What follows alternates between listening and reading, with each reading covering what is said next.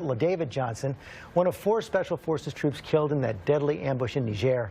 He was laid to rest over the weekend after a final kiss from Aisha, and I sat down with her earlier this morning just before we came on the air. And we are joined now by the widow of Sergeant Johnson, Aisha Johnson. Aisha, thank you for coming in this morning. I hope you're feeling the prayers and thoughts of all of us. Yes. You know, it was so clear watching the funeral how loved and respected LaDavid was by his family, his friends, his community, his fellow soldiers. What do you want people to know about him? Well, I want the world to know how great of a soldier my husband was and a loving and caring father and husband he was to our family. You knew him since you were 6, huh? Yes, sir. And I also know you have a lot of questions about what happened. Yes. In Niger. Yes. What's at the top of your mind?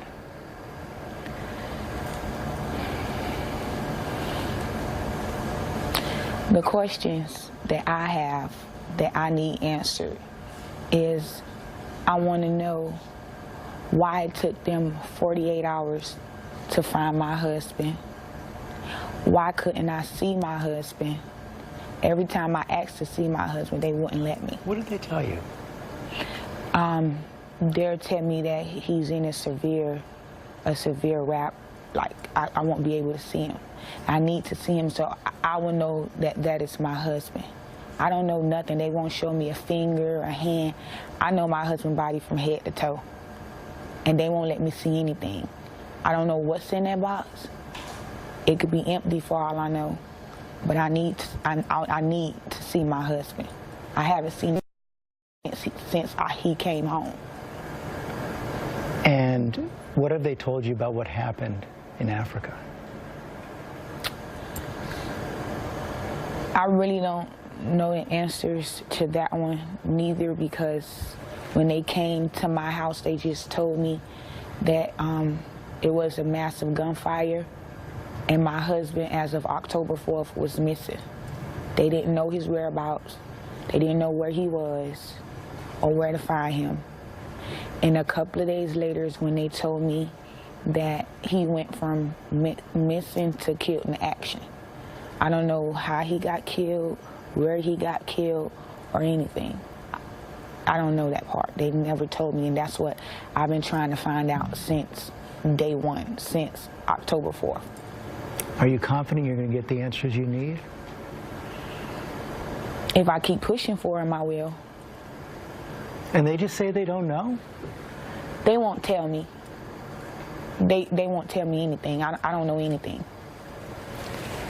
There are also a lot of questions about the phone call you received from President Trump. I know you were in a car to the airport. Tell us what happened next. Me and my family was in the limo to receive my husband from, I think that was Denver, Dover we went to? Dover. Dover. And we was literally on the airport strip getting ready to get out. And he called Master Sergeant Neil's phone. I asked Master Sergeant Neil to put his phone on speaker so my aunt and uncle could hear as well. And he goes on to saying his statement as, what he said was... The president. Yes, the president said that he knew what he signed up for, but anyways. And it made me cry because I was very angry at the tone of his voice and how he said it. Like he couldn't remember my husband's name. The only way he remembered my husband's name because he told me he had my husband report in front of him. And that's when he actually said LaDavid. I heard him stumbling on trying to remember my husband's name. And that what hurt me the most, because if my husband is out here fighting for our country and he risks his life for our country, why can't you remember his name? And that what made me upset and cry even more, because my husband was an awesome soldier. He did what it take people, other soldiers, like 5 years to do in 3 years. So imagine if my husband was here now. It took my husband 3 years to make E5. It take other soldiers 5 to 6 years just to make an E5. So if he was here now, he would have been on his way to being an E6 or an E7. My husband had high hopes in the military career. What did you say to the president? I didn't say anything. I just listened.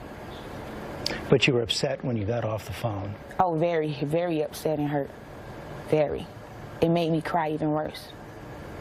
Congresswoman Wilson reported that, and you explained she was in the car with you. Yes.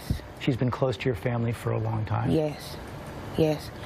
Miss Wilson, my uncle-in-law was Miss Wilson's elementary school principal. And my husband was in her 5,000 role model program. That's why she's well connected with us, because she's been in our family since we were little kids. The president said that the Congresswoman was lying about the phone call. Whatever Miss Wilson said was not fabricated. What she said was 100% correct. It was Master Sergeant Neal, me, my aunt, my uncle, and the driver, and Miss Wilson in the car. The phone was on speakerphone. Why would we fabricate something like that? Is there anything you'd like to say to the president now? No. I don't have nothing to say to him. Your little girl's going to be born in January. Yes, January 29th. What are you going to tell her about her dad? I'm going to tell her how awesome her dad was, and how a great father he was, and how he died as a hero. Words she's going to love to hear. Maisha, thank you for sharing your story Yes. this morning. Thank you.